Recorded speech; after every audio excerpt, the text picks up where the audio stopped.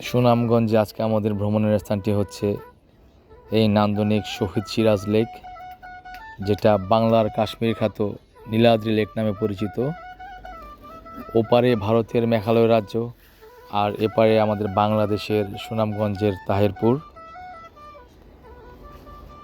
এই লেকের বৈশিষ্ট্য হচ্ছে এই স্বচ্ছ নীল জলরাশি। এক পাশে স্বচ্ছ নীল জলরাশি লেক, আর আরেক পাশে হচ্ছে উঁচু নিচু সবুজ টিলা। এটা মহান আল্লাহর অপরূপ একটা সৃষ্টি, ভাষায় প্রকাশ করা যাবে না। সুবহান আল্লাহ, মহান আল্লাহ কত সুন্দর করে পৃথিবী সাজিয়ে রেখেছেন। ভ্রমণ পিপাসুদের জন্য মন ভরে যাওয়ার মতো একটা স্থান। যারাই সুনামগঞ্জে ভ্রমণ করবেন, আমি মনে করি সুনামগঞ্জের তাহিরপুরে এসে এই নীলাদ্রি লেক না দেখলে আসলে পুরো সুনামগঞ্জ দেখাটা বৃথা হয়ে যাবে।